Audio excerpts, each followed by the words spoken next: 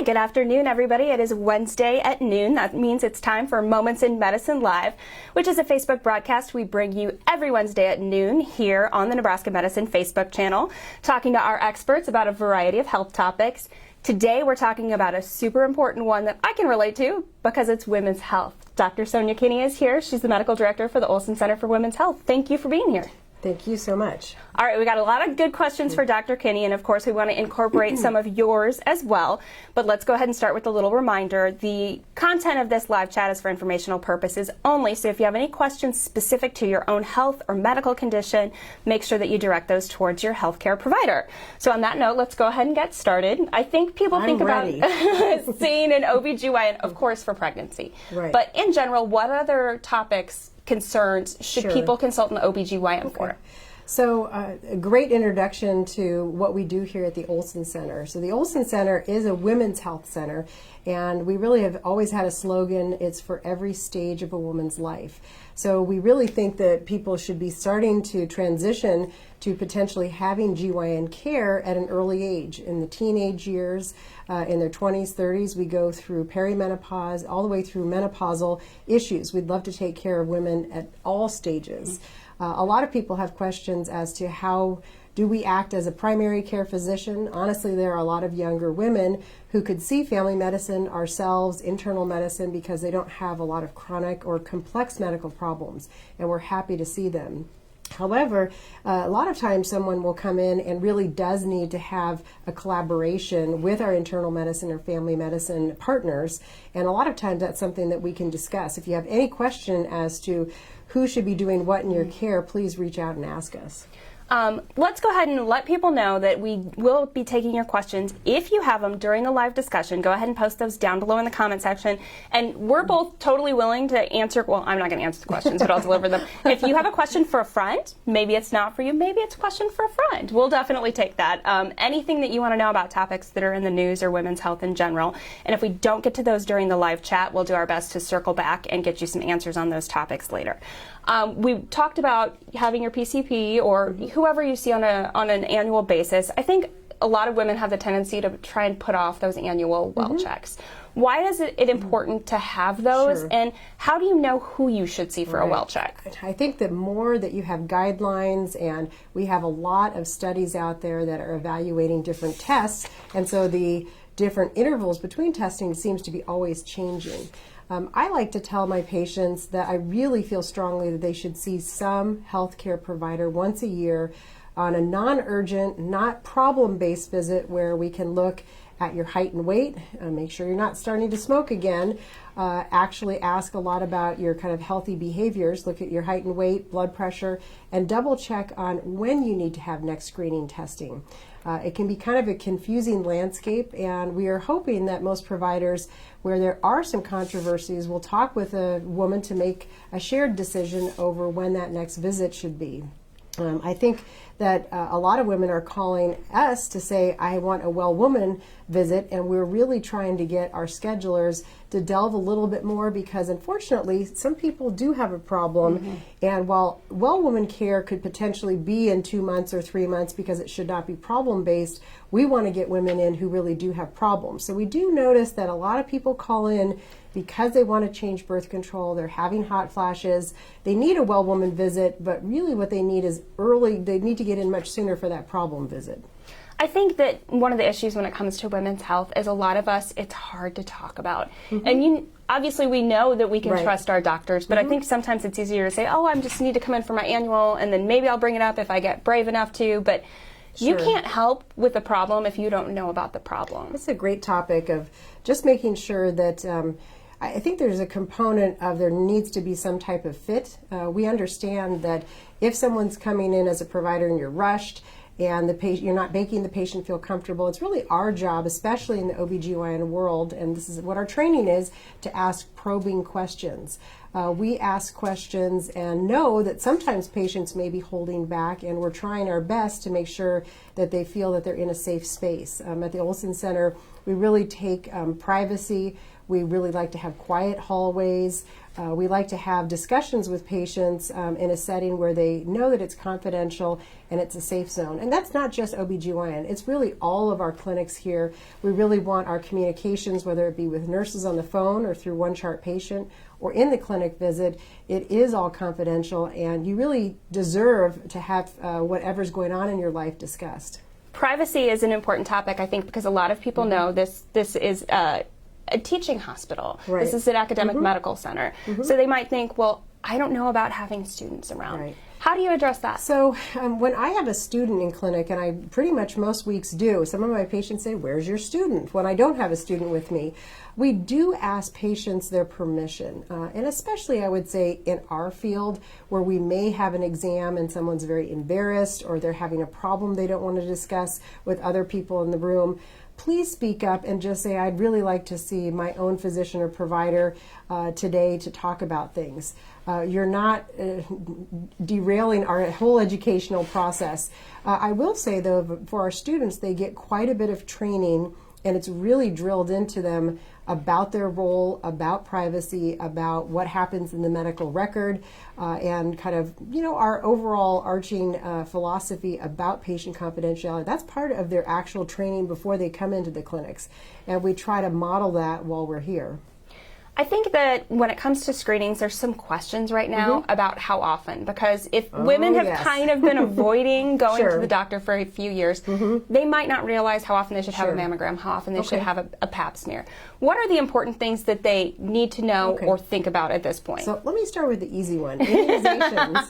Immunizations, there are different recommendations based on some CDC guidelines. There's different associations related to immunizations. And so I think those are the easy ones that you can look up online, and those don't change too much. One immunization just wanted to bring up before we get to the Pap and mammogram that'll take a few minutes to go through is that we had a really recent, very exciting FDA approval for our HPV vaccine. This is up to now 45 years of age. It used to be between 9 and 26, and now it's up to 45. They have shown that it's effective, it's worthwhile. Unfortunately, we're not really giving it to a lot of our patients. From FDA approval to it actually being covered by insurance and them reviewing the logic behind it may take 12 to more months to go. So we're kind of looking for test cases to put it through insurance, but we know that it's not covered, and it can be expensive. And we know that we really want to be sensitive to that data point because that really is a part of patients making a decision of actually getting something taken care of. All right, so to Pap and to mammogram. So for the Pap smear, over the years, I think sometimes I said patients get whiplash from us kind of going back and forth on what the interval is. The Pap smear is something where the guidelines have changed. So younger women start a Pap at age 21. If everything's normal, it's every 3 years. Again, going through their 20s, every 3 years if it's normal. At age 30, we are recommending that you do 2 tests. The first, and it's the same exam, so don't worry, it's not another exam, but we collect a specimen and send it for the HPV virus, and we also send it for the Pap smear. And the big benefit is if it is both negative. Both being negative, it's actually 5 years. And that sounds a little scary to people. That doesn't mean you should not, that's a double negative. You should still see people every year for well-woman care, but it doesn't always mean that you need a screening Pap smear. If you ever have questions, people really need to look at your record to make the determination, are you due for a Pap or not? One key component for the guidelines is you need to have a normal immune system. And this does not mean, at the med center here, we have many, many patients after transplant, and that is a high dose immunosuppression medications that they require lifelong. Much higher risk for those patients to have Pap smear abnormalities, and it's due every year. I want to point out, though, that there are a lot of biologic medications used. Humira is kind of a number one that we hear about for a lot of different indications. People being on something like methotrexate or Humira, that also decreases your immune system, and you need to be every year. So really that's that discussion that you would have with a provider for kind of your well care and screening is to determine what makes sense in your case. So getting to mammograms. Over the years, there have been different guidelines, and I would say there's some comfort level with this guideline with radiology, OBGYN, primary care. All of us got together a couple years ago to have a discussion because we wanted Nebraska Medicine to send out reminders through One Chart Patient that were all consistent. We may have different takes on what the recommendations are, but what we all agreed on was at age 40, every woman with their provider should sit and make a decision about breast cancer screening. I didn't say you're signed up for a mammogram. But you need to hear about what the risks and benefits are of starting at age 40 and having mammograms through your 40s, and risk and benefit of starting at 50. And so really, I think we can all agree that we really have to take into consideration what the patient feels is important. Is it important for you to avoid false positives? You can't get a false positive if you don't do a screen. Sure.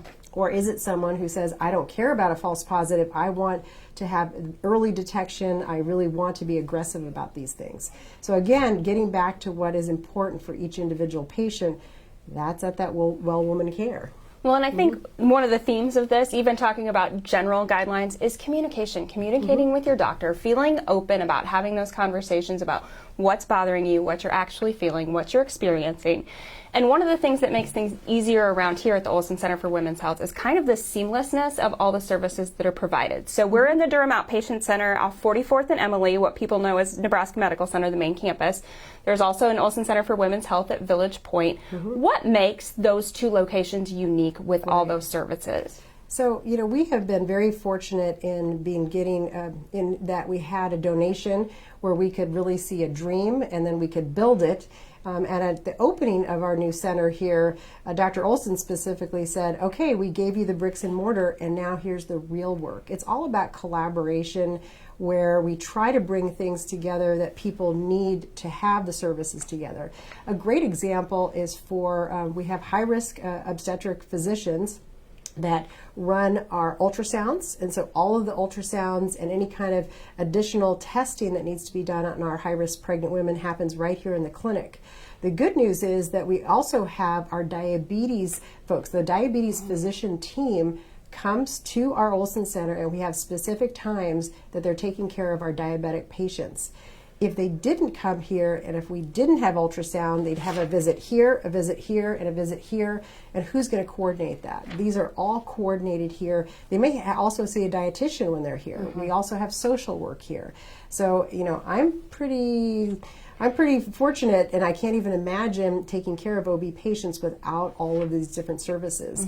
Social work, they're not billing for every patient they see, but it's something that our clinic has been able to support because we've always thought that is just an important component of really caring for our patients. So the diabetes, taking care of the patients, we do that in many different areas, but I think it's a good example of why we're special and unique.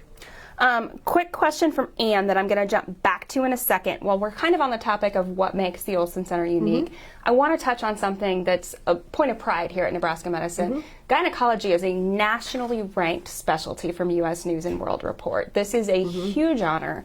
What makes the gynecology department here, the doctors, the nurses, the staff, so good at what they do? Right.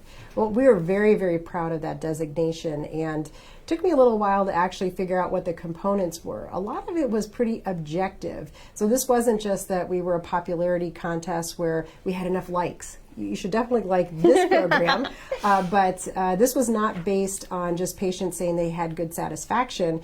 But I think a lot of it has to do with we really, really feel that it's important to make sure that surgeries are indicated and that we've tried everything else beforehand. I think we do an excellent job with our consent process and really evaluating what healthcare steps need to happen before a patient goes through surgery so that they have the best outcome.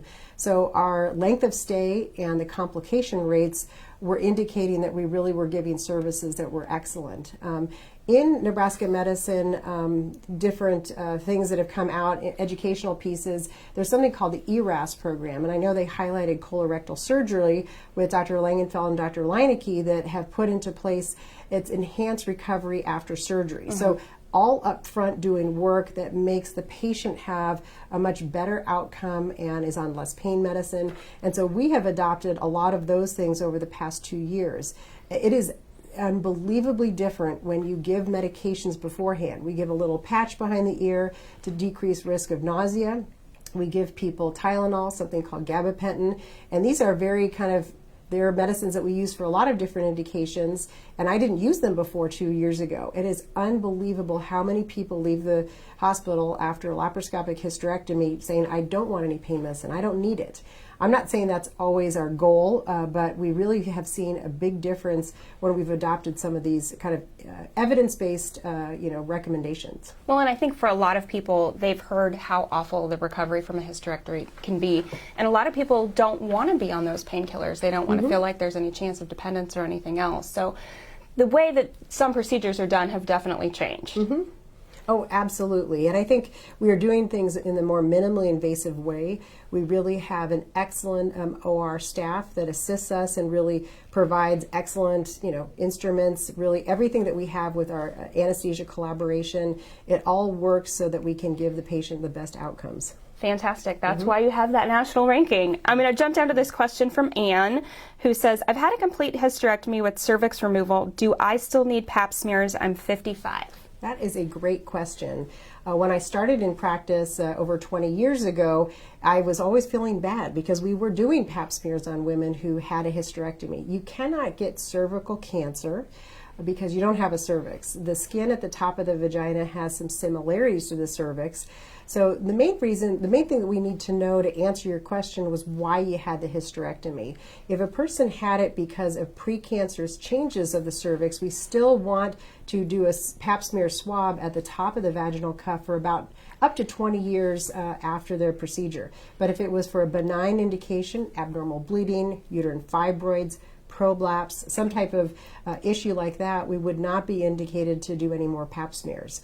Again, if you have your ovaries, we would encourage you to come in, and again, the interval, every 2 years, every 3 years, probably not every year needed, but to try to do an exam and to assess symptoms of some type of ovarian problem may be worthwhile. One more question that I want to bring up, because I think it's something that's been in the news and maybe people have seen the commercial, is there's a new drug that's being advertised for people who have complications with endometriosis. Okay. Is that something you're talking to a lot of patients about? Yeah, so endometriosis is a very common condition, unfortunately. There are people that we suspect it in. It is clearly something, just from an education piece, that you have to have an outpatient laparoscopic procedure to actually make the diagnosis. You really can't have an imaging, no MRI, no CT scan. You really have to have a visualization of it. We biopsy, we kind of treat this, but it's kind of a chronic disease. The exciting thing about Orilissa, which is, I guess, this new brand name medication, and I'm not going to speak to really how I use it because I think it's going to have some potential because it is an oral medication versus an injection medication, and it's supposed to be very, very effective. Again, the problem, just like Gardasil, is really not covered by a lot of insurances. It's a brand name, and I really hesitate pushing things on people until we've really looked at every generic possibility. So I think that there's limitations. I think it's going to be something to keep an eye on. I think one part of the commercial, besides the announcement of the new medication, is just what we were talking about before. They have a lot of scenes where someone is doubled over and then they go in to their exam and they say, how are you doing? And they say, oh, I'm doing okay, but they're really not. So I think that is something that's really important from that ad campaign. It's knowing to talk to your doctor, because if you don't have that open line of communication, and then also when you make that appointment, make sure if it's your well woman check, that's really what you're coming in for. If you want to talk about something more specific, that way your staffing situation and appointment time can be addressed properly. Any other advice that you'd give to women out there who might be suffering in silence about some issues that they really could be getting help for? Right. It's just call in, make an appointment. I guess our priority is to really get people in for problem-based care, taking care of people with obstetrics, so it's not a problem, it's just a process. So well woman care is very, very important to us, but we know that there are critical needs, and one of the most rewarding parts of my job is when I have a patient who is coming back a couple weeks after a hysterectomy. Everything's gone well, they were obviously very nervous and scared, but really got excellent care at Nebraska Medicine with our nursing staff, our perioperative staff. They just had a great experience, and they come back and say, why didn't I do this 3 years ago? Because there's a lot of barriers. But at the same time, I try to tell them you needed to get to that point to make that decision because it's a big decision. We don't take it lightly. So if you're thinking about this discussion today and you don't want to wait, you're interested more about our women's health services, you can go to nebraskamed.com for more information. We've got a women's health tab there. If you'd like to go ahead and call and schedule an appointment, 800-922-0000. Dr. Pretty Kinney, easy, thank you for your time today. Thank you. It took me a couple weeks to get that one memorized. If you do have questions, you can go ahead and continue to post those underneath in the comment section. It may take us a day or two to get back to all of them, but feel free to ask, because I know a lot of people are joining the discussion live or maybe are watching this after it's already been recorded. So no question is a bad question. Nope. So feel free to share. And Dr. Kinney, thank you so much for your time today. You're and welcome. Congratulations on all the success. The Olson Perfect. Center for Women's Health is a fantastic and special place here in Omaha. I agree. We are lucky to have it. So join us for the next Moments in Medicine Live. Schedule a little bit different next week. We'll see you Monday at noon. Thanks for tuning in.